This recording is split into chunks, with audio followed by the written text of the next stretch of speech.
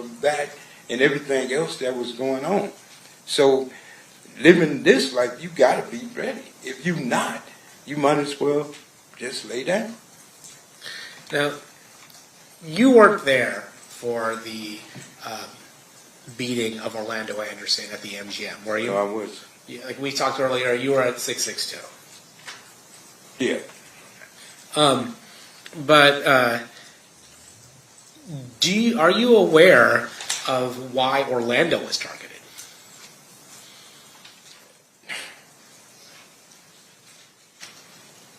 I'm aware of a lot of things.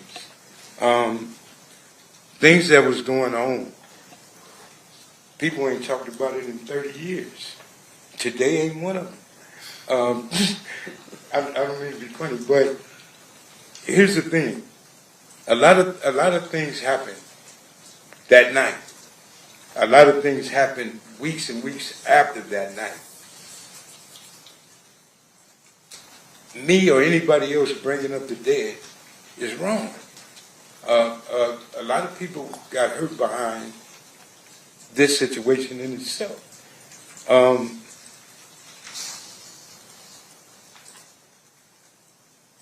Living the life and how we lived in Compton is one thing. You bring back all of the guys that made it, like me, I'm 61 years old now, to rehash and relive this situation again. I told every attorney in here that tried to get me to come here, you better treat me as a hostile witness. And I think that's where I'm about to go now, because you're asking me questions, I can't answer those questions.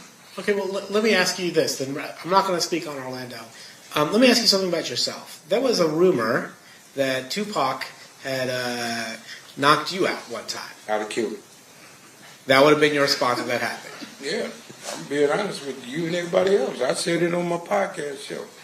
Him, Suge, and my brother. I'd have shot all three of them if he touched me. That's how I was living. Why is that? That's what I was back then.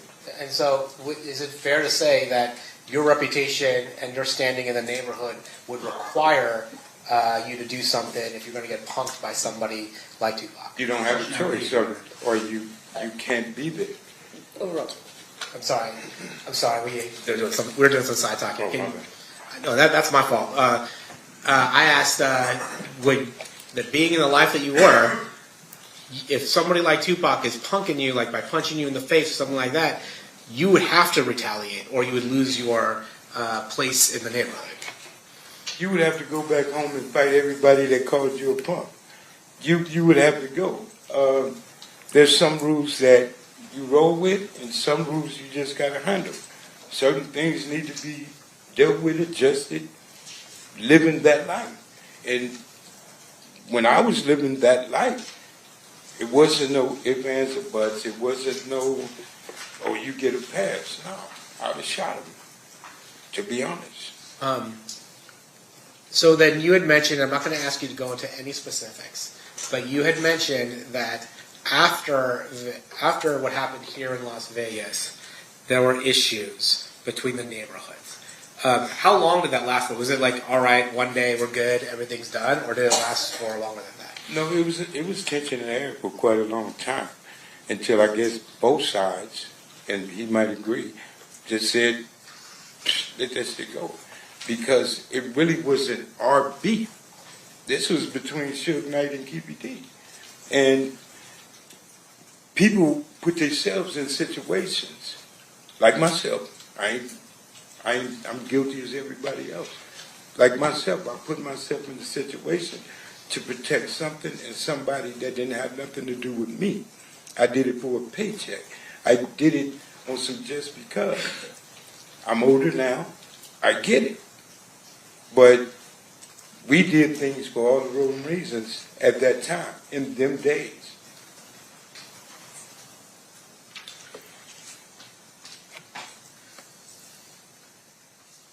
Of course, indulgent.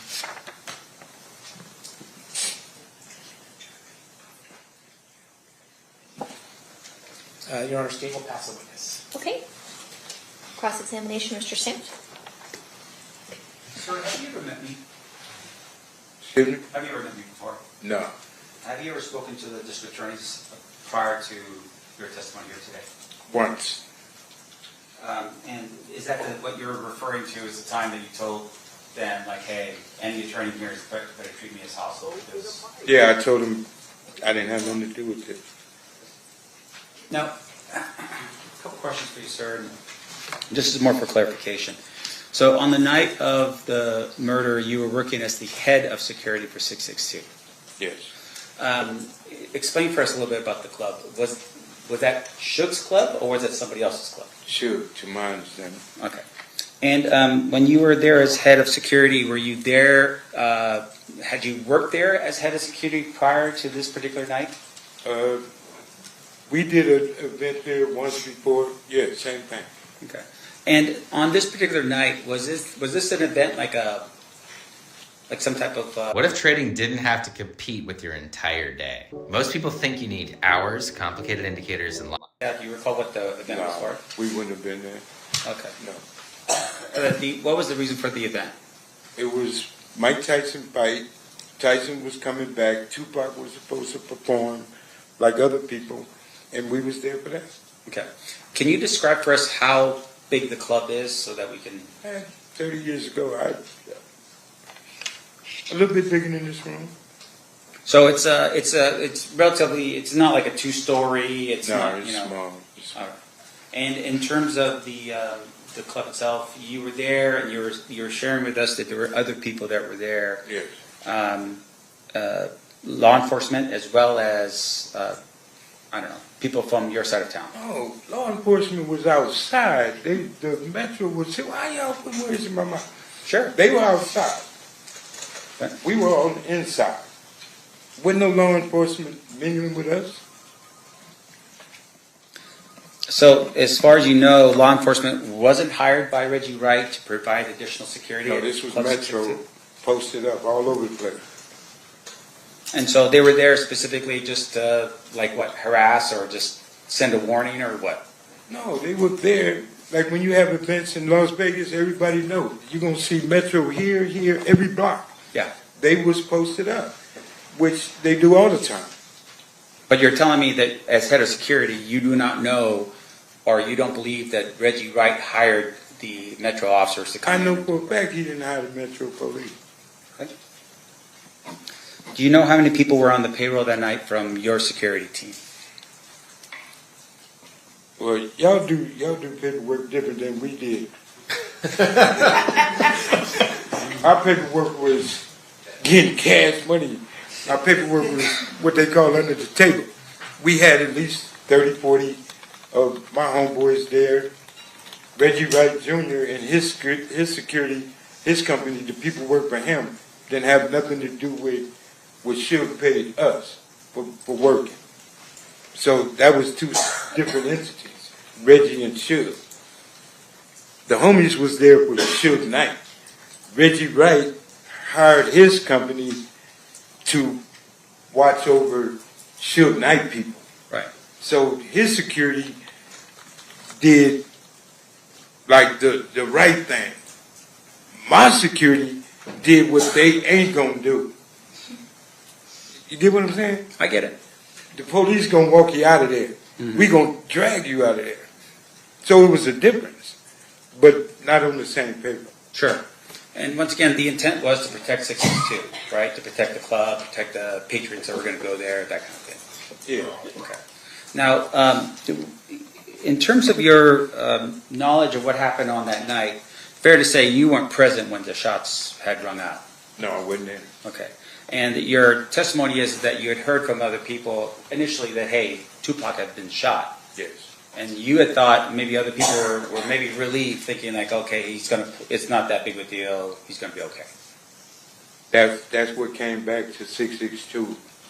People that went to the scene, and everybody said Tupac was talking. So everybody came back to the club saying he's going to be all right. So people just went back to, me. Right. Now, in terms of the that night, you go back to Compton. You live in Compton. Yes. You still live in Compton? No. At the time you live in Compton, you go back to Compton, and you tell us that there was a lot of tension. Can you describe that for us when you went back in terms of what kind of tension we're talking about? You sure you want me to answer that? Is it going to be graphic? No, I ain't gonna. I got to raise the word in it, but you asking me a question. I don't. And what I explained to them, I don't want to send him to prison, Sure, even though we don't like each other. sure. I don't want to send you to prison. So that's why I'm here where I'm at and where I am, because I changed my life.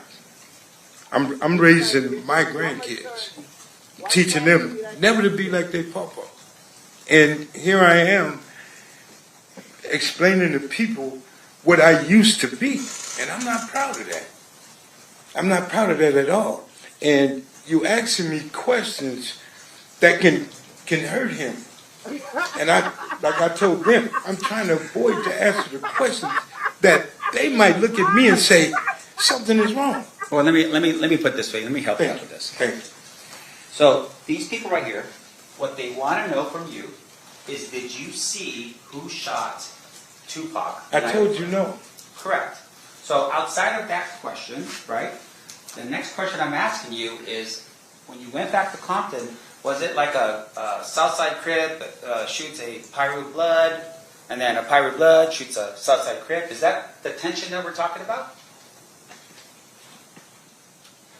Do I answer this? That's a straightforward question. It's a yes or no answer. Okay. Did you see that? When I was a part of that life, I was a part of that. And I was, no, because you asking something that's going to hurt this dude. And when Oh my gosh, you can't make this up. You can't make this up. I just found out that if you have 2 cars on your car insurance, this is 100% what you should be doing. So I found this website, and look at the difference. $159 a month. I thought this was the best price I could find. Don't even look anywhere else. This is the best price, right? Were they the only ones that they wanted to kill? I'm not the only one up in here. No, they weren't the only one. Okay. It's his neighborhood in particular. That's right. But they were the main subjects of a gang war. They was in the middle, such Sure. as me. So you're telling us that people back home somehow had some type of information that said that that guy, as a bunch of other people, were involved in what? In the murder of Tupac. Okay, but my question to you, Stop. can you focus on me for a second, sir? Yeah, I will. And I apologize. I just want to make sure that we're clear, okay, for these people. In terms of that information, none of those people were there, right? What people you be speaking on? The people that was already in the neighborhood, or the people that left Las Vegas that same night Tupac was shot to go home, bare their arms, and go to somebody else's neighborhood Right. to look for somebody? They had to pay it back. So once again, my question to you is that the information that I'm asking about is the people that back home, you're saying were eyewitnesses to this? How could people back home be eyewitnesses to something that happened in Vegas? No, that's not what I'm saying. The people that were here in listen to my question, sir. The people that were here in Las Vegas, you're telling me were eyewitnesses to what happened and went back home. Is that what you're telling me? I'm telling you, the people that was at 662. Just answer my question, sir. Yes or no? I can't Is it answer a yes that or no? without a what you call it. You trying to tell me to say something that you're not going to understand. If you let me explain to you, No, answer my question. I'm not answering nothing. Oh shit. I don't know what you're talking about. Yo, this shit's Okay, Mr. McDonald, focus for a second. I am focused. Very. Focus on this. My question to you is this. You didn't know what happened that night because you weren't there. I was at 662. Right. Do you know who that was there? I know everybody that was there. Okay. Like who? Talk to your lawyer, man. This dude is tripping. I'm not going to explain that. I can't answer that. Okay, let me ask you this next question. You are telling us that people back in Compton, for some reason, knew what happened here in Las Vegas. A phone conversation. People found out when people left Las Vegas the same night Tupac was shot, went straight back to Compton. It only takes 3.5 hours to get home. Sure. Yes, it wasn't a problem for people to find out what happened. No problem at all. They got on their phones, they texted people, they let them know what happened here on the night of the shooting. Yeah, I've been saying from yesterday. they had walkie-talkies, they had all kind of phones. They had ways to call people to say whatever. But when people left Las Vegas that same night, after they found out and got in their cars and went home because it was a situation, Pac was shot. Retaliation is a mug. Come on, man. Like, it was for real, for real. All of this was for real. Now, the night of the shooting, did you have a walkie-talkie, a Nextel thing or something like that? No. Did Reggie Wright? I don't know what he had. I don't know how much money he had in his pocket. I don't know what he had on his hip. But you were the head of security, but you're telling us you did not have any type Reggie of Right way security has nothing to do with the gangbanging security, power rules, whatever you want to call it. They had nothing to do with us. Okay. The phones that Suge had for certain individuals, they had the phones. Like the guy that was was bodyguard for Tupac that night. Like some of the guys that was at the Tyson fight, like Suge Knight. Certain individuals had phones. Yes, they did. I never Okay, laughed so- so hard just now. All right, I get what you're saying. You're not there, but you're saying other people were. I don't like the guy, but I don't want to. Yes, I'm saying there was a lot of people there. A lot of people were there at the shooting that took place. That was in the entourage, yes. It's so crazy. I never heard no shit. Let's see. Yo, that shit was the Okay, just one final question. You're here today, and I think the state had asked this question under a subpoena. You're ordered to be here today, right? Yes. In terms of that subpoena, for instance, is that's the only reason why you're here is because of that subpoena? I don't have no other reason to be here. Yeah. In order for you to get that subpoena, you were served that subpoena back in California Yes. by a police officer? I don't know. He was in uniform. Okay. And that order required you to go to a court in I California? had to go to court and Victorville. And then that court in California said you have to show up here. And in that court, I cussed them out and told them, you can't make me do nothing. Right. And in that court, they told me that I would be in attempted court. Me raising my grandkids, I'm not going to put my grandkids in the car and move somewhere so y'all can't find me. So all that running and living a different life, I ain't doing it. So I agreed to come. And like I explained to everybody in here, you ask me something, I'm going to be honest about. You ask me something I don't want to talk about, you're going to have a problem. Treat me as a hostile witness. You're not going to talk to me and tell me as a grown man what I have to do up here. I'm not going to send him to prison. You are.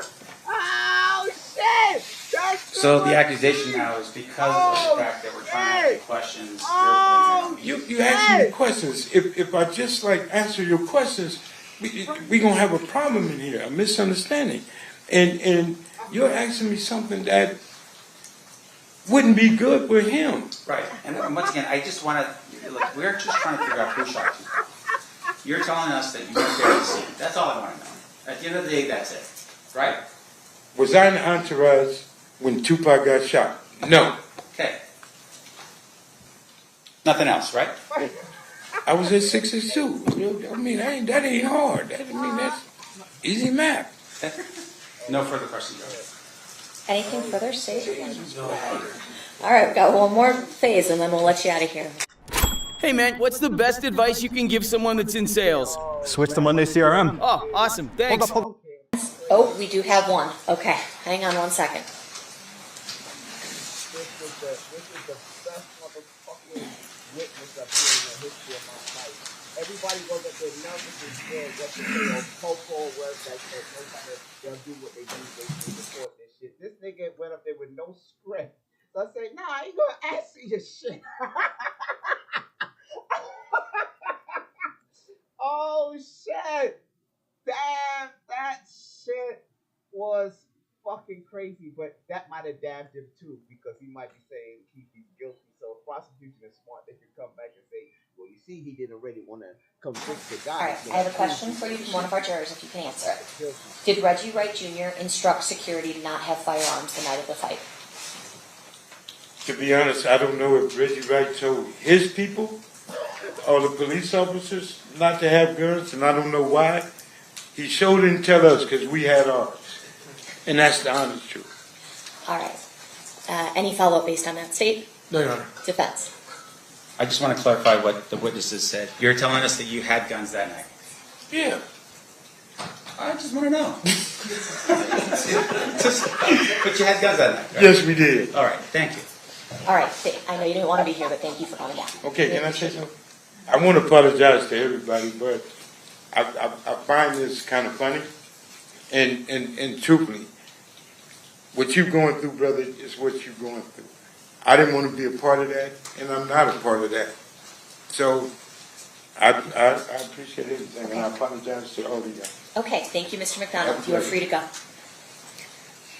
State's next witness. Yes, Your Honor. State's calling Reggie Wright Jr. What? Oh, stop. But I ain't there about to get this guy that can't talk. You gotta be good. Dang, you got to be good.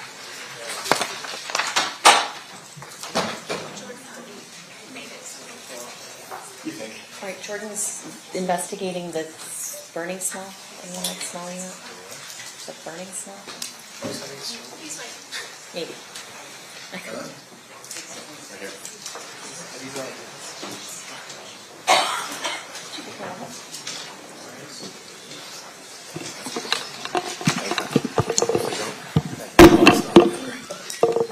If anybody's smelling something burning, it's a burnt bagel from back there, so don't worry, we're all Guys in a wheelchair? Yo, Are we able wow. to, The nigga that is this good? I think he was leaving like that to swear, and then we'll turn him off. Okay, perfect, got it. All right, we'll have you sworn then, Mr. Wright. Raise your right hand. You do solemnly swear the testimony you're about to give in this action shall be the truth, the whole truth, and nothing but the truth, so help you God? Yes, ma'am. May I please have you state and spell your first and last name for the record? Reginald Lilburn Wright Jr. Reginald. Lilburn is Lil. B as in boy. URN. Wright is WRIGHT. And I'm a junior. Thank you, sir. Whenever you're ready, Mr. Paul, you may proceed.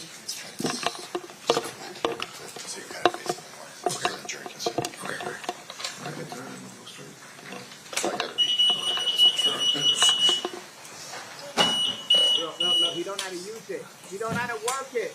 It's a fake trick. How is the son is in a wheelchair? You're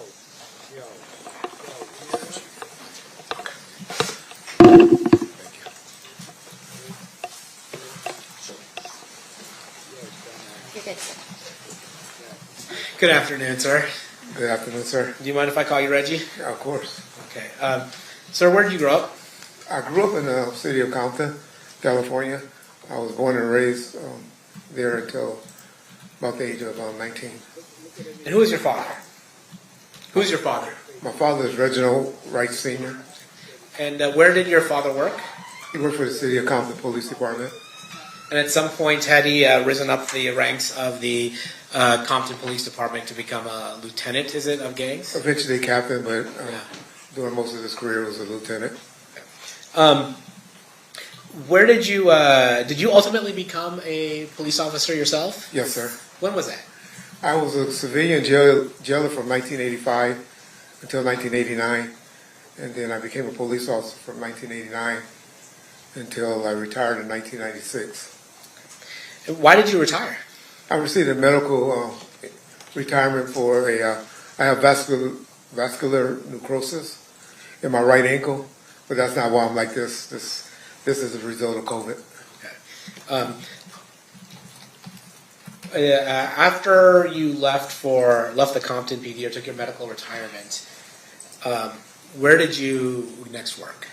Well, to be honest, my last year or two of being a police officer, I was employed as death row security, head of security, and also had a private security company. Now, was that something that was called like moonlighting, that officers would moonlight when they were off duty? Yes, sir. Can you explain to us what moonlighting means when you're off duty? Well, moonlighting is pretty much just working off duty on your off duty hours, working for different companies. I worked for several companies. It wasn't just Death Row. I worked for trucking companies, doing security. Worked at nightclub, the Raiders Club, that was inside of the Compton Hotel. Worked several video shoots. Just extra money on the side for off duty. Compton PD wasn't paying good? Guess I was really young and greedy. Yeah. And then at some point you said one of the jobs that you had was moonlighting for Death Row. Is that right? Yes, sir. And can you tell us what Death Row is? Death Row Records is a record company that was based out of Beverly Hills, California. And, yeah. And who ran Death Row Records at that time?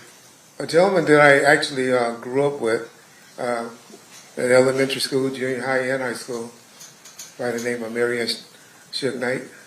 And when you say Suge, is that what he would go by? I call him Suge. So after you retired, did you, well, actually, let me take a step back. As part of your role as a police officer in Compton, were you familiar with the different neighborhoods and the members of different neighborhoods? Yes, sir. Was that part of your job to know what areas were associated with what gangs? Pretty much a job, and like I said, I started in like 1985, so kind of got familiar while I was working the jail, and it was something that was curious to me, you know, being that my father was active with the gangs, and it was something that was intriguing to me as well. So when you said you grew up with Suge, did you grow up in the same neighborhood that Suge grew up in? Yes, about 2 blocks away. Was that considered Mob Piru territory? That's correct, sir. Were you so when you were growing up, were you familiar with the Mob Piru? They came on eventually later. It was really a Luther's Park, Piru area. But I guess when I was about in the 7th grade, which would have been like 1978, maybe a little later, 80, they started calling themselves the Mob Piru. So they were Luther's Park, Piru before, and then they transitioned to being called Mob Piru. Yeah, we pretty much divided it, everything south of Rosecrans was mob, and everything north was, or the other way around. North was mob, and south were Luther's area of Rosecrans Avenue. Were you familiar with a gang called the Southside Compton Crips? Yes, sir. How were you familiar with the Southside Compton Crips? Well, growing up in the city of Compton, we all played sports together, and heard of them when I was playing at Kelly Park, baseball, Little League baseball, at Compton Northern. Then my time in '85 as a jailer, and then working the streets of Compton as a police officer from 1989. Were you familiar with somebody by the name that went by the moniker Keefy D? Well, heard of him. Had no personal interactions with him at that point, especially in law enforcement. Heard of him, knew of him, but I had no personal contact with Keefy at that time. So he was somebody that was on your radar, even though you had never met him or any had personal interaction with him. Heard of him. He was mainly known as well, at one point he was known as a crackhead, but then later on he was known as a drug dealer, and I mainly was a gang guy, and didn't really enforce on the level of narcotics he was working. All right, so then you had mentioned that after you had left the Compton PD, you formed a company. Can you tell us about that? Yes, sir. So, in '94, initially I was using a private security company because I was kind of in charge for security for Death Row called Code 4. But once I saw I was about to get retired, I opened up my own private company called Right Way Protective Services. And that didn't really get started until about 1995. But in '94, I was using another private company. And who were your clients? Was your client just Death Row, or did you do anything else? I had a couple of clients, like Honda of Pasadena, which was a automotive dealership, a dealership in Compton that they were repoing people's cars and they needed a car. But my biggest, 95% of my clients was clientele was Death Row Records. Now, tell me about that. What were you doing when you're saying you're security or you're a security company that's working for Death Row Records or getting contracted by Death Row Records? What does that mean, actually? It grew over a time period. In '94, it was just mainly just special events. And then I have a couple of off-duty or retired police officers hanging with the artists in '94. '95, '96, it got a little bigger. Had security at the office, at the recording studios, driving Mr. Knight around,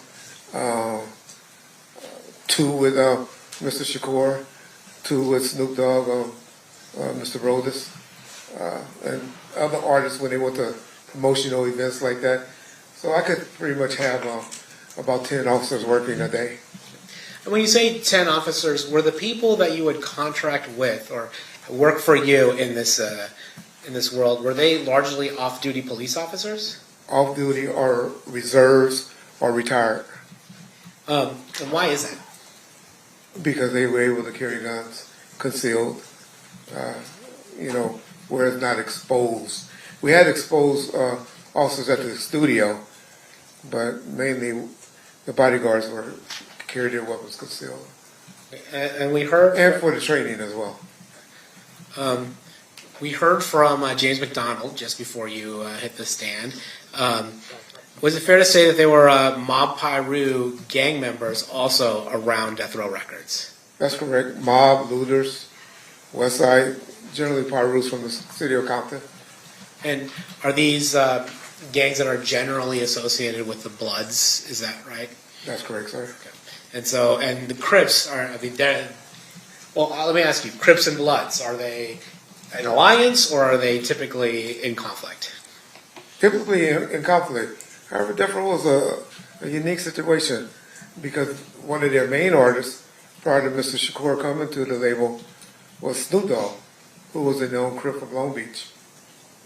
And they all seemed to have a great working relationship prior to my arrival and even during my arrival. All right. I want to ask you about Bad Boy Records. Are you familiar with a company called Bad Boy Records? Yes, sir, I am. And who, to your knowledge, was running Bad Boy Records in the mid-'90s? P. Diddy, Sean Combs, Puffy. I don't know what name he's going by today. All right. So we'll go with Mr. Combs for now. Okay. So Mr. Combs was running Bad Boy Record, and then who would you say his most prominent artist at that time was? Christopher Wallace, Biggie Small. Okay. And then was there tension between Death Row Records and Bad Boy, the Bad Boy Entertainment label? At what time period? Well, you tell me. At any point, did tension develop between Bad Boy Records and Death Row Records? Initially, when I was around in '94, there wasn't. However, some things happened in '95 that started tension between Death Row and Bad Boys. There's a famous speech that Mr. Knight gives at the Source Awards in New York in 1995. Does that contribute to it? Yes, sir. That was August the 6th, 1995. But yes, sir. That was when he let the world know. And then there's another incident where one of Suge's associates was killed in Atlanta. Is that right? That was in September 25th, I believe. Yes, sir. And then is it fair to say that your perception of as security for Death Row Records was that somebody associated with Bad Boy Entertainment may have had something to do with the murder of one of Suge's friends in Atlanta? That was always the story that was told to us. Yes, sir. And so is it fair to say by 1995, the end of 1995, that there was tension between? Well, we was always on some type of tension when it came to Bad Boys or going to the East Coast, which Suge and I continuously went to the East Coast because he had a lot of business. His distributor, the main distributor, was located out there. The big trade, like the magazines and stuff, was out there. So I can honestly say he and I, and maybe a few of his homeboys, went out there at least once a week, once a month, I'm sorry. During that time, when Mr. Shakur came home, we went down a little bit, but we were still going out there, but we didn't go as much. And when you say when Mr. Shakur came home, at some point did Death Row sign Mr. Shakur to its record label? It's debated how that happened, but I'm not asking about the how. I'm just saying, did it happen? Yes, sir. I believe he came home October the 12th of 1995. Now, as security for Death Row, were you aware that Mr. Shakur was actually out on a bond, an appeals bond from prison from New York? Yes, sir. And I believe the allegation has something to do with sexual misconduct. Is that right? Yeah. If you don't know. I mean, something like that. I wouldn't call it that, but yes. Okay, whatever it was, there was some kind of issue. Mr. Shakur is in prison in New York, and then Death Row Records posts an appellate bond for Mr. Shakur. They are with some other companies, but yes, sir. Okay. And then Mr. Shakur does he move to where Death Row is, or does he stay in the New York area, or where does he go? No, I remember, I picked him up from the airport, me and one of my security guys named Kevin Hackey, and we took him immediately, we went to Monty's restaurant and ate. Cut through the clutter and tap into new audiences you won't find on other platforms. They aren't tapped out. We got him into a room, took him to the Peninsula Hotel, where he stayed for, I believe, a month or two. Then he got a spot on Wilshire, and later on a house in Calabasas. As the head of Right Way Security, which was contracted by Death Row Records, were you responsible for Tupac Shakur's security? Yes, sir. How did you handle Tupac Shakur's security? Well, I had two guys that were primarily always assigned to him. One guy was a guy by the name of Kevin Hackey, who was with him a lot at the beginning. Later on, towards the end, a gentleman by the name of Frank Alexander was the one that worked with him as well. And then I will always have additional guys, like Al Giddings, as one of them fill in for him when those guys wasn't available. But generally always had one security guard with him. After this particular song came out, in about May or June, we upped it to 2 security officers. Now, you mentioned a particular song came out that changed how you handled Tupac Shakur's security. What song are you talking about? It was a song called Hit 'Em Up. And is it fair to say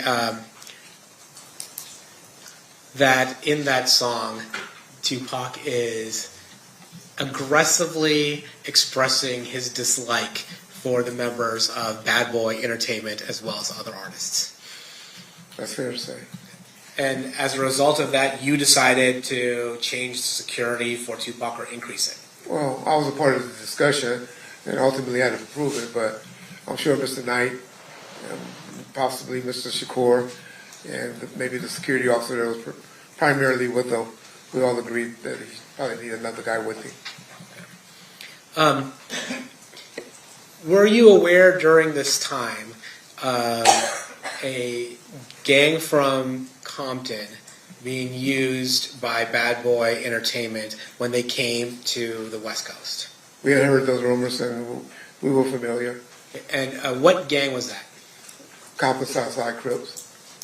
Now, the Southside Crips, that was the same gang that you had told us earlier that Mr. Davis belonged to. Is that correct? Yes, sir. And by Mr. Davis, I mean Keefe D. That's what I believe he is, yes. Yeah. And then, was there ever a time where Death Row and you and whatever other unofficial security Death Row had a clash with Bad Boy and the Southside Compton Crips at all? Yes.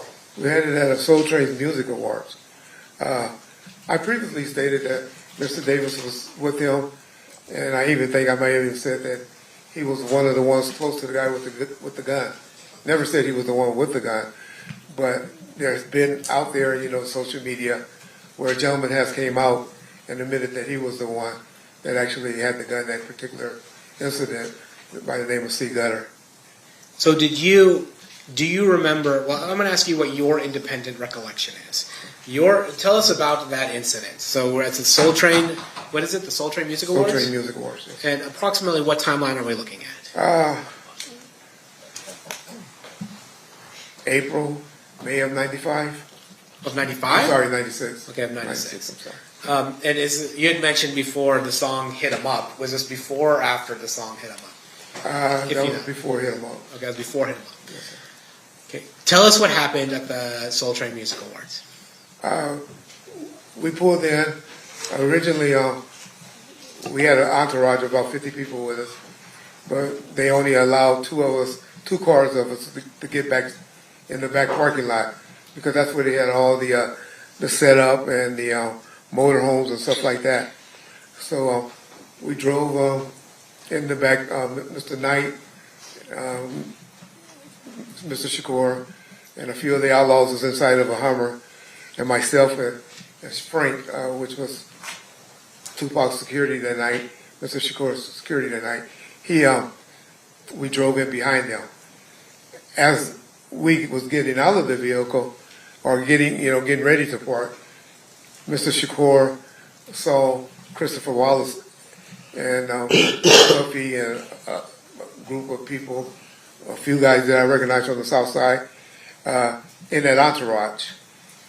As they were, Mr. Shakur immediately became enraged and started yelling, and confrontation between Mr. Small, Biggie, and Mr. Shakur took place, to the point where one of their guys brandished a weapon. And then that's when I pulled my firearm towards him and begged with him, pleaded with him not to raise the gun. There was some security from the Nation of Islam there. They got in the middle of it, broke us up.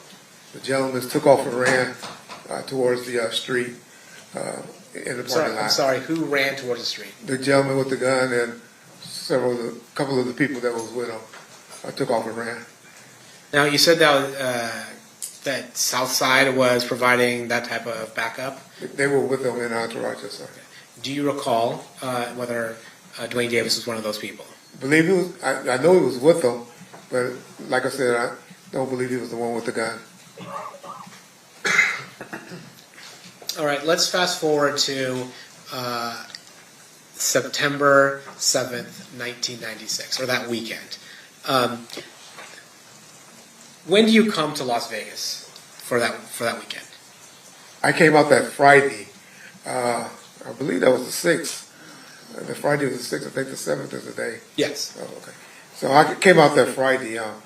So we had a nightclub that was in the process of being open. And out here, I guess, there's some type of cars that everyone that work around people just having alcohol. I think they were called town cars or something like that at the time. I had to get all my security guards to have those particular cars for that night, because the attorney that was assisting us in getting the club open was saying, hey, y'all got to be really on y'all P's. We got to have everything on point, because if everything goes smoothly tonight, there's a good chance we're going to be able to get the permits transferred from the previous owners to Mr. Knight's name. Okay, so I want to stop you there. Okay. First, you're talking about you got advice from an attorney. Do you remember who that attorney was? Yes, sir. Who was that attorney? George Calise. Okay. And then when you got the advice from the attorney was generally telling you got to be on your P's and Q's, so to speak? Yes. When you're talking about being on your P's and Q's so that the club can be transferred to Suge Knight, was Club 662 at that time in Mr. Knight's name? No, it was perceived that it was. People believed it, even because of the name change. Excuse me.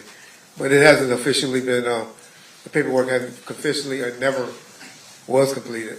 It was never done. Now, you talk about the name change. Explain to us a little bit about the name change. Well, we had a sign and all of that called Club 662. Explain to us what 662 means. 662 on the keyboard of your phone, it would spell out the word MOB, which means Members of the Bloods. Well, nobody has keyboards on their phones anymore. I forgot about that. And so the club itself, the name of the club itself rang out that it was a blood-affiliated club. That's correct. Now, what advice did Mr. Kalisis give you regarding being on your P's and Q's for that night in order for Suge Knight to be able to obtain approval for running that club? So he advised, and the main thing that came out of that meeting was he advised all of my security guards, even though that they were authorized to carry guns, being off-duty police officers and stuff, that we shouldn't have guns on our possession inside of the club on that night. So your understanding was, or at least the advice that you got was, inside Club 662, if you're working it for right-way security, Correct. you're not carrying a gun. Yes, sir. Did you communicate that to the people working for you? So we had a meeting in Mr. Khalif's office. He said it. Mr. Khalif said it. My guys probably wouldn't have did anything if I didn't echo it. Today I can't say I echoed it and agreed to it, but I'm sure I did. What you're saying is you don't have an independent recollection, but you think you probably did echo Mr. Kalis's advice. Yes, sir. And when was this meeting? That Friday after they had all came from the town cars meeting, because I took them all to Fridays, and we went and ate at Fridays after that meeting. So it was that Friday. Okay. And then so the process was with your folks, people working with you, was that they had to get their TAM cards or whatever temporary work cards required to do the work that you needed them to do in 662. Then have a meeting with the attorney. The attorney tells them, hey, we're trying to get this club transferred to Suge's name. Let's keep it clean and don't carry a firearm. That's correct. Did you do anything else that night, Friday at all relevant to the events that occurred on September 7th, 1996? The club actually opened on Fridays and Saturdays, but for some reason we didn't get a big attendance on Friday nights. But Saturday night, it was a different night. So you knew that that night, September 7th, 1996, was the night that Mike Tyson was fighting Bruce Sullivan. Is that correct? Yes, sir. And was that part of the reason why you guys were going to have the club open because of that fight? That was the only time the club, under Mr. Knight, the Club 662 banner, we only did that about 3 times. And that would have been the 4th time. And so we only opened those 4 times, the Friday and the Saturday. And then we did it one more time where Mr. Shakur and Snoop Dogg did a St. Ives commercial, which was just a promotional private video shoot for a commercial. Now, who was in charge of the security for Club 662 that night? Well, ultimately I am, but I had a on-site supervisor by the name of Al Giddens. He was actually who I consider in charge of the club, but ultimately as the owner I was. And then we heard from James McDonald. He's suggested that he had a role in security as well, maybe different than your role in security. Were you aware of James McDonald being there at the club? Yeah, James was a headache for my security. They hated him. But he and I, we've been knowing each other for 52 years, So, that was like my brother. So, James used to do it as a hustle. What James would do is go outside, get guys that looked like they had a bunch of money, and bring them to the front of the line. And that drove my security crazy, but James was just out there working the door. Sugar have a bunch of his homeboys to come and be on the lookout, still, blood related, Paru related, to be around. But James was mainly doing a little side hustle. Now, in terms of as the person in charge, or the person contracted to be in charge of Death Row Security, were you aware that Tupac Shakur was going to come to the fight on September 7th, 1996? Definitely the plan.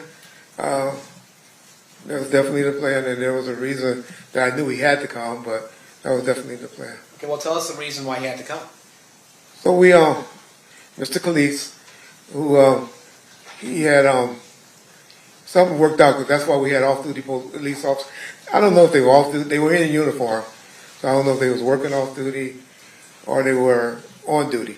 But we had, my guys were responsible from the door inside, where the police officers were responsible for the door and the street traffic control and the parking lot. And so I guess how they got that approved was Well, if you're guessing, Okay. I don't want you to guess. Were you the person responsible for whatever event control or traffic control that the Las Vegas Metropolitan Police Department did? no, sir. Were you the point of contact? I was the point of contact for the club. Yes. Yeah, but you're the point of contact for the club, and then the person. Is it fair to say that the person dealing with whatever traffic control or event control or population control, whatever it was that the attorney, George Gleason? He was the one that got them there. Okay. Made the call to get them there. Okay. So you weren't the one that called Metro. No, sir. So anything that you would have said regarding that is just kind of you trying to put the dots together, assuming what that conversation might have been. And the only reason I say that because I knew we promoted it as a benefit for a retired boxer, for a police or retired. He was a retired police officer that was promoting or had something to do with boxing for youth or something like that. So that kind of is adding to the P's and Q's that make Mr. Knight look better when they transfer when they're trying to transfer this club. Hey, we're also holding a benefit. That and also Mr. Shakur was trying to work off some community service hours that he needed. I don't know how they made it happen in LA County. And so Mr. Shakur was scheduled to perform that night at Club 662. Is that right? Yes, sir. And so you're telling us that it was your understanding that Mr. Shakur performing at Club 662 at this benefit would help him accumulate hours for community service. Yes, sir. So when was Tupac Shakur supposed to come to Las Vegas? Well, they always came up on that Saturday. I know that they arrived about 4 p.m. on that Saturday, but if they were scheduled to come out earlier or not, I'm not sure. And then at some point, who's the security for Tupac that Saturday? Mr. Alexander, but he was out there with me, getting the town cars and everything. Mr. Shakur actually rode up with, I guess, his fiance and a few members of the Outlaws. And who are the Outlaws? The Outlaws is a bunch of people, actually, but it's a group of rappers that works with Mr. Shakur that he was trying to help get their careers going. And was Malcolm Greenidge one of the members of the Outlaws? Yes, sir. And I think he goes by the name Edie Amin. That's correct, sir. And Katari Cox, was he one of the members of the Outlaws? Yes, sir.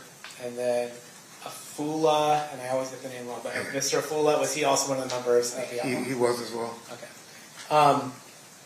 And you said Mr. Alexander was the person that's supposed to be working security, or the person assigned for security for Mr. Shakur, but that he was with you. So on Saturday, was anybody with Mr. Shakur? No, sir. And you had mentioned earlier that after the song "Hit 'Em Up" had come out, and that was probably 3-4 months before this, you had assigned 2 security officers to Mr. Shakur. That's correct. So where's the other one? Well, that was Mr. Hackey, Kevin Hackey. He was scheduled to also be attending and writing, and that's who I actually thought was going to be with him, coming up with him, because he normally was with him. You know, him and Mr. Alexander, they kind of worked out who would be with Mr. Shakur. And for some reason, he didn't show up. He now telling me he had a late arrest, and he was stuck at the hospital all day dealing with an arrest. So the fight night arrives. Where are you? Do you go to the fight? I went to the parking lot of the fight, so it was kind of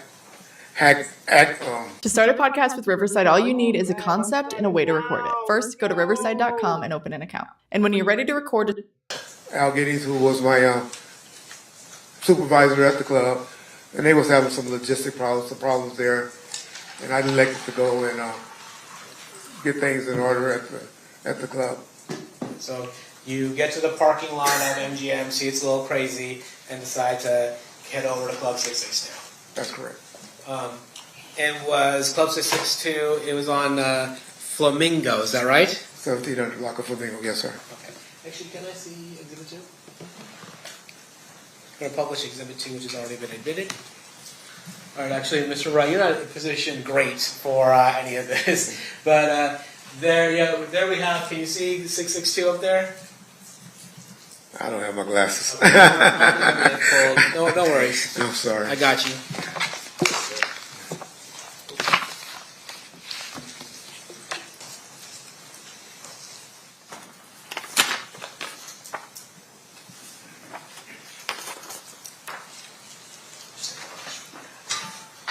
Commissioner Brooks, Your Honor? Your Honor, Commissioner Brooks? Oh, yeah. Same as about the Portland Freely. Thank you. You see clubs, there's a red 662 club on this map. You see it? Yes, sir. Is that accurately representing what Club 662 was? Yes, sir. So you leave the Las Vegas Strip and head over to Club 662. That's correct, sir. Did you handle the logistical issues at Club 662? I guess. I'm sure we got worked out. Yes, sir. And then, was Club 662, did you stay at Club 662 or did you head back to the Strip that night? No, I stayed there the whole time until I was contacted by some other individuals. Okay, so we'll start, before we get there, how was 662 super busy that night or was it kind of less crowded? The clubs generally did start getting crowded about 11 p.m. I think we were there like 8:30. So it eventually got there, but I wouldn't call it super crowded at that point. And then you said you were there and then you something changed. Well, we all know that on September 7th, 1996, Tupac Shakur was shot and Mr. Knight was at least grazed in the head by a bullet. Did you find out about that? Yes, sir. How did you find out about that? Two gentlemen, Buntry, true name was Alton McDonald, and a gentleman by the name of Neckbone. Well, his true name is Roger Williams, and his moniker is Neckbone. They came inside the club and came straight to me. It was like, Reggie, Suge and Pac just got shot down the street. I thought they were messing with me because they like, where Reggie at, because I wasn't there with him. But then Mr. Khaleesi, who was standing near me, I guess he talked to some of the officers that was working out front, and he kind of verified to me that something happened. And then by that time, I see about 4 or 5 other units that were working at the club. They started taking out heading that way.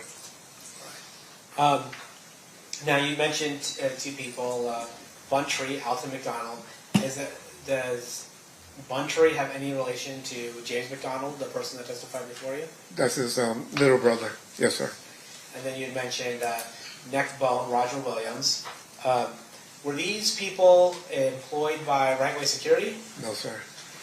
Were they part of Mob Pyro? Yes, sir.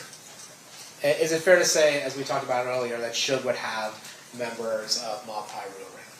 Correct. And while they weren't official security, would you say they provided a different form of security? That would be a fair, yes, that's correct. So upon hearing the fact that, well, at that time when Suge Knight and Tupac Shakur were headed to Club 662, were you aware of their movements? Were you aware that they were headed over to the club at that point? Not at that point. I hadn't heard anything. Frank hadn't communicated anything with me, and I just knew they would eventually get there. But no, I didn't know any movement where they were at or when they were coming towards our way. Oh, you had said Frank hadn't told you anything. At this point, had Frank met up with Tupac? Oh, I'm sorry. Frank was with Mr. Shakur since about 4 p.m. on that day, 4 to 5 p.m. on Saturday. He was with him all that day. So he didn't drive out with Mr. Shakur, but he eventually met up with Mr. Shakur. That's correct. Him and another gentleman who initially was with him by the name of Michael Moore. And was Mr. Moore also a member of security? He worked for Right Way as well. And so then you have Mr. Shakur, Mr. Knight headed to Club 662. To your knowledge, were there other people headed over? I guess we already heard about Neckbone and Buntree. Were there other people headed over to Club 662 with Mr. Knight and Mr. Shakur? On driving over, was it more than one car, or were there a number of cars driving over to Club 662? And I can only speak on what I know now. Yeah. Okay, well, no, back then, did you know? I just know who normally with them. So after Buntree and Neckbone tell you that Mr. Shakur and Mr. Knight had been shot, and you seem to get some confirmation from the attorney, what do you do? Me and Mr. Calise and Michael Moore, who was with Mr. Shakur earlier, who got, his primary job was to work at the club. He and I jumped in the car with Mr. Calise and headed towards the scene where we were told Mr. Shakur and Mr. Knight was. However, en route, Mr. Calise was on the phone and we were notified that they were headed to UMC. So did you go to UMC then? That's correct. Now, taking a step back, did you see the car that Buntree and Neckbone arrived to Club 662 in? Eventually, yes, sir. And did you notice anything notable about that car? Yes, Mr. Buntree, he had a Toyota Supra that was black, and he had one bullet hole to the driver's side fender. Now, let's go back to, you're on your way back to, or you're on your way over to UMC. What happens at UMC? Get there. Of course, Mr. Knight and Mr. Shakur was in the emergency room. I didn't get to see Mr. Knight until about 3 hours later. I saw him, but there was a lot of people gathering. Yes, people heard what happened from the club. They started gathering there, and people were just starting to gather, and in the parking lot outside of the hospital. Was Mr. Knight held at UMC for a long time, or like for weeks, or what happened with Mr. Knight? No, Mr. Knight was released. I left prior. I don't know why I left. I left prior to him getting released, about 4 or 5 that morning. But I know I was back at his house. I went and got his home secured, and I know I was back at his house about 6 a.m. to 7 a.m. that morning. I was with him all that day. After all this, or sometime during this, do you make contact with your father? Yes, sir. How do you do that? By phone. I called him a couple of times throughout that night. Told him what had just happened to Shug and Mr. Shakur. It's kind of stressful for me. Called him a few times that night. How are you calling him? By cell phone. Oh, you had a cell phone at the time? Yes, sir. Okay. And was there anything that you felt you had to relate to him in order to let him know what might be happening the next day in Compton? Well, during that night, or that early morning, I was getting information from people in the parking lot and around that, hey, they got into it at the MGM with some guys from Southside Compton Clubs. And so I relayed that to him. They didn't know who the people were, just that they got into it from some guys from Southside. And I told them, hey, it's going to be trouble back in Compton. When did you go back to Compton? When did you go back to California? About 2 weeks later. So you were in town while Mr. Shakur was at the hospital? The whole time he was at the hospital, and that following week as well. What was your role while Mr. Shakur was in the hospital? I had 2 guys assigned outside his door the whole time he was fighting for his life. And they were there just we had problems with, I remember a candy striper trying to sneak up and take a picture of him while he was lying, fighting for his life. And we were just trying to keep people out.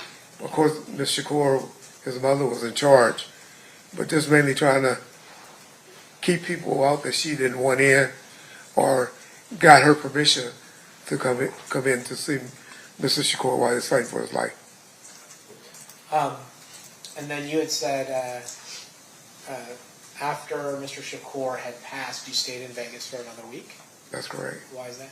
Well, I'm the one that actually received his ashes, and had one of my security guys by the name of James Green fly back with the ashes, and eventually delivered them to someone in the family. I believe it was the mother, but if it wasn't her, it was somebody that she authorized to receive the ashes. Okay, but you weren't the person that delivered the ashes. James Green was. You received the ashes and Yes. then gave it To James.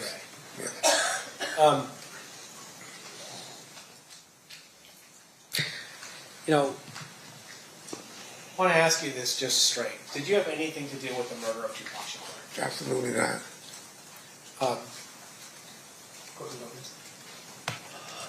Orlando Anderson, the revocation hearing. As a result of the beating of Orlando Anderson at the MGM Grand, were there any legal proceedings that involved Mr. Knight? Yes, sir. Is it fair to say that Mr. Knight was on probation at the time of the beating at the MGM Grand? He was. Actually, can we show 115? Actually, I don't even know that Mr. Wright can see. We can take the computer up to him. I just have to open it. It'll go off the screen though if I take it off here. You want to do it on your computer so he can see it up close, and I'll play it for the jury. I assume you want. You want the fight one, right?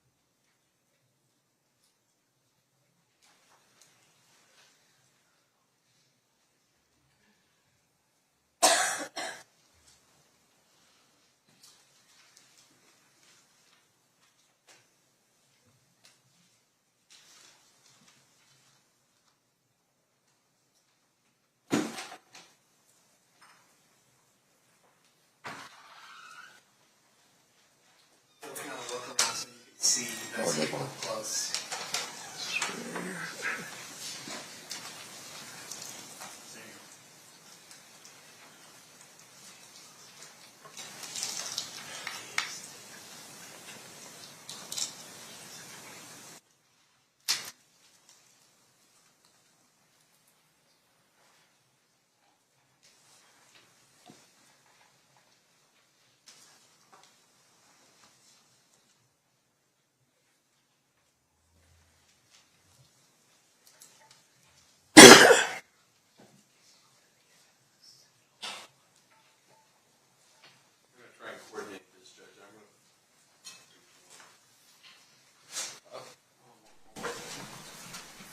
I'm going to show it to you up close, Mr. Wright, while Mr. DiGiacomo shows it to the members of the jury.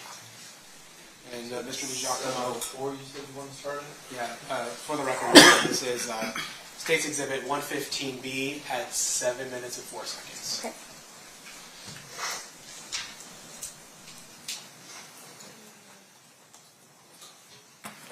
So here, just actually, before we start playing,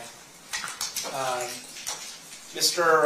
Wright, have you seen the MGM video before? Yes, sir. It's fair to say you've seen it more than once. Yes, sir.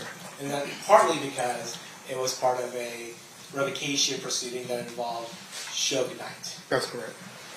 Now I'm going to show you 115B, starting at 7:04. I'm clicking. 1 second, not just yet. I'm clicking right. This is the video that you've seen before?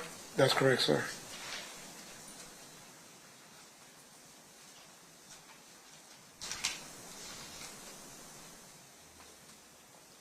I'm going to pause.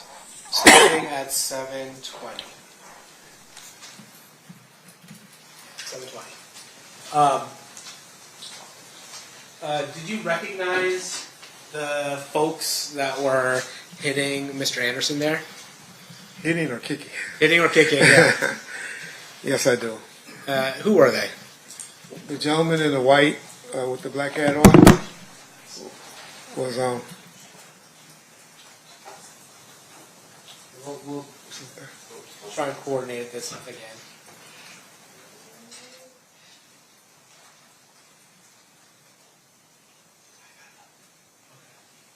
Oh, can you see it?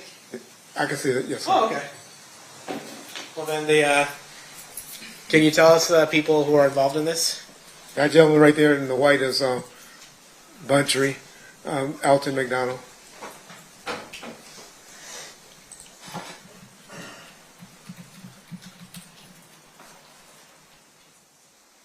There appears to be somebody in a gold shirt. Who was that? That appeared to be Mr. Shakur.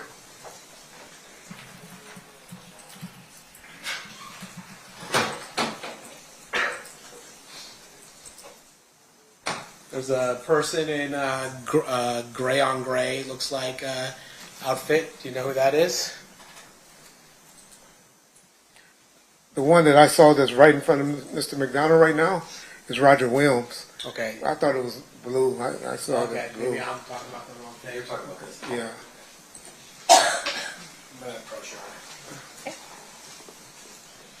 Show again.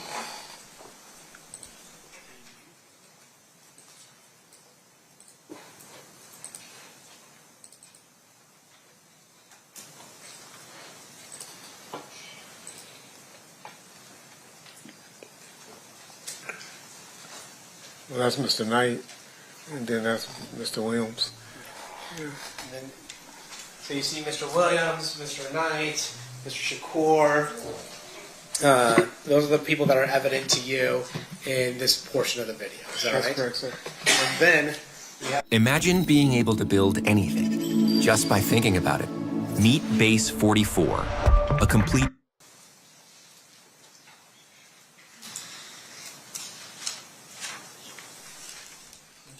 Can you see that?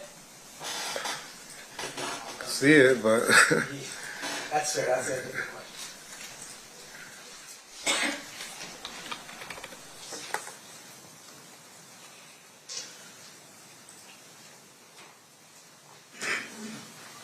Okay, I'm going to show Mr. Wright 115C.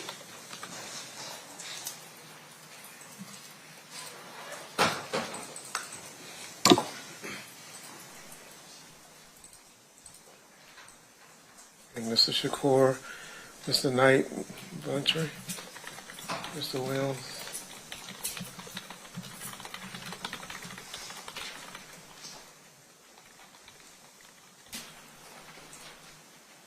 I don't see Frank yet.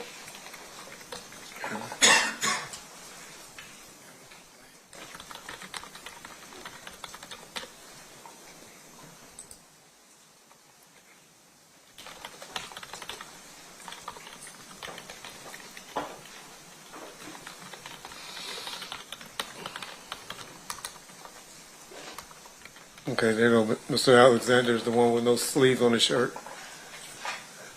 And he's leading the pack now. Did you see Trayvon Lane? I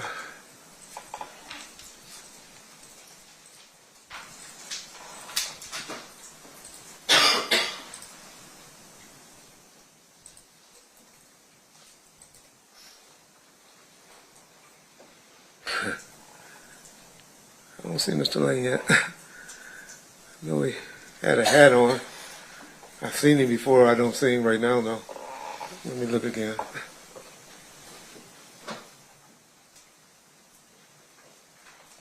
Frank.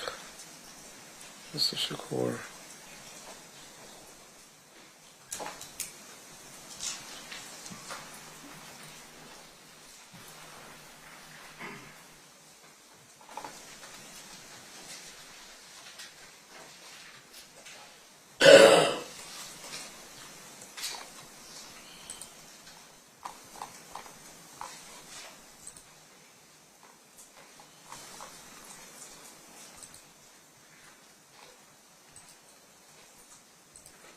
I'm sorry, I don't see Mr. Lane. I'm sorry. I'm sorry.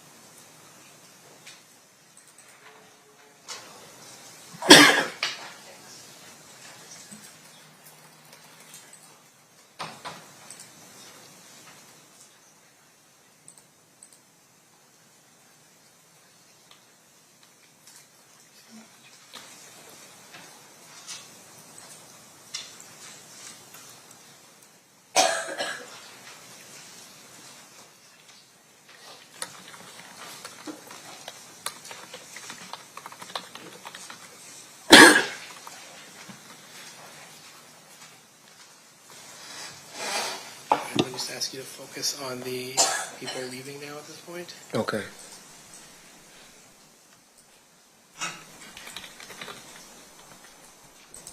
Right there, upper right. Yeah. So you see him Yeah, leaving. he has the hat on. Upper right corner is Mr. Lane. So you see him leaving the scene, but you don't actually see him during the. The altercation. You don't see him actually hitting I didn't see him, no. Mr. Anderson. I didn't see him do that. But he's with the group that's fleeing the beating of Mr. Anderson. That's correct. I'm going to show you what's been marked as State Proposed Exhibit 60. Do you recognize who that person is? That's Mr. Lane. Do you recognize the person in State's Exhibit 7? Actually, no, I gave you the wrong one. State's Exhibit 2. Yes, I recognize him. That's Mr. Davis. Okay. I'm going to show you the person depicted in State's Exhibit number 3. Mr. Anderson. And lastly, I'm going to show you what's been marked as State's Exhibit 72. Do you recognize what's in that? It's a Defo J, yes.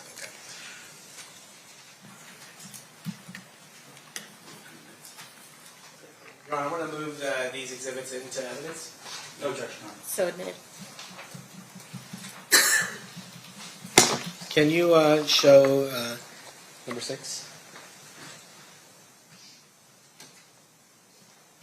This is Mark 6. I think it's 060. There you go. Is that the person you identified as Trayvon Lane? Yes, sir.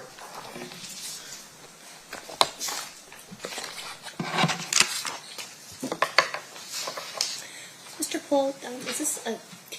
Could you take it? Is this is a natural stopping point? Yes, we can take a break. Okay, I think we need, one of our jurors needs a comfort break. Okay. All right, so at this time, we're going to take a recess. During this recess, you are admonished not to talk or converse amongst yourselves or with anyone else on any subject connected to the trial, or read, watch, or listen to any reportive or commentary on the trial of any person connected to this case, finding any of information, including without limitation, newspaper, television, internet, and radio, or form or express any opinion on any subject connected to the trial until the case is submitted to you. We'll have everyone back here at 3:40. Please rise for the jury.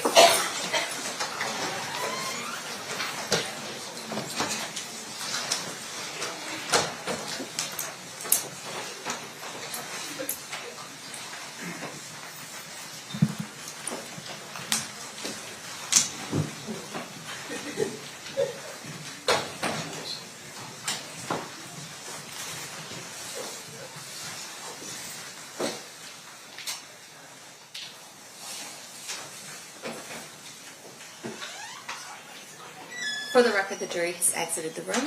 We'll be in recess. Mr. Wright, did you need any water bottle or anything? I have one. Thank you, You've ma'am. got one? Okay. Thank you, ma'am. All right, no problem. And Your Honor, if we could just